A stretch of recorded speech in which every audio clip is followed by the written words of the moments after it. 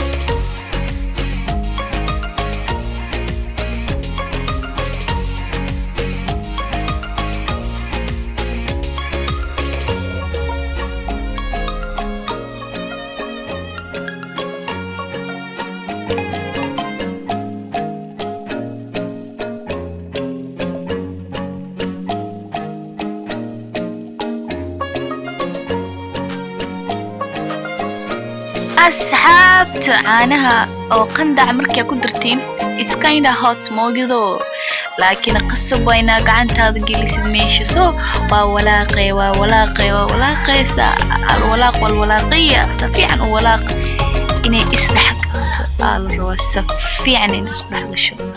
Okay, safiican u walaaq majuuj safiican. Okay, wakaa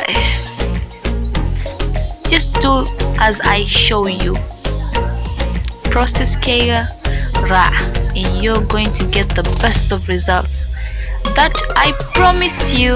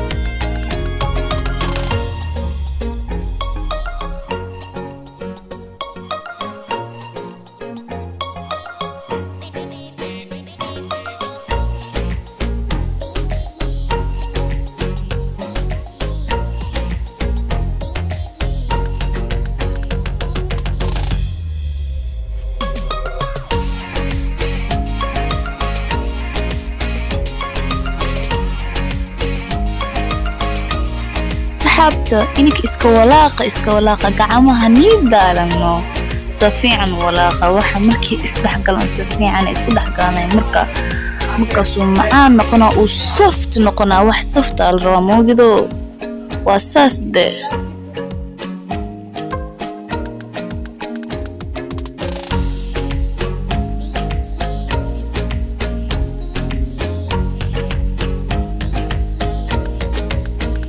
ayo markii isku walaqd marka koro qaadaysa waa sii daynaysa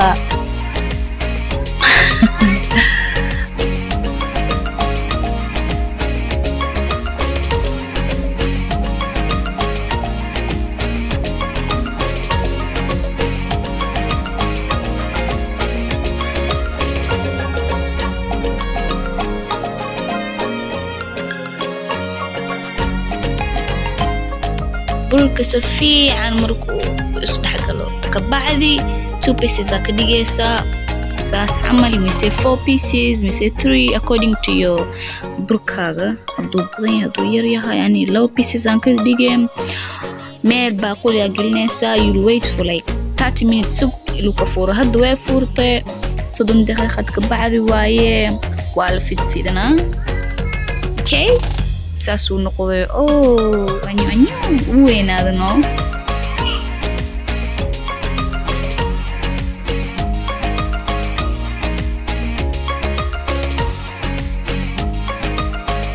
asxaabteyda masaasaa u fidinaysaa kabacdi markii aad fidisid mindidaada soo qaadanaysaa okay saasaa u kala jeexaysaa equal parts aa la dhahaa half markaas makaa yaraanaya makaa weynaanaya okay saa u jaraysa hadana dhaxda sii marsiinay hadana anada dhax kale sii marsiinay should be equal parts okay saas u jar hadaalin faraha ka daalin wax macaan helaysa afterwards wax qurux badan macaan iska helaysa okay easy process waaye saan ku soo baxaa ka bacdi markii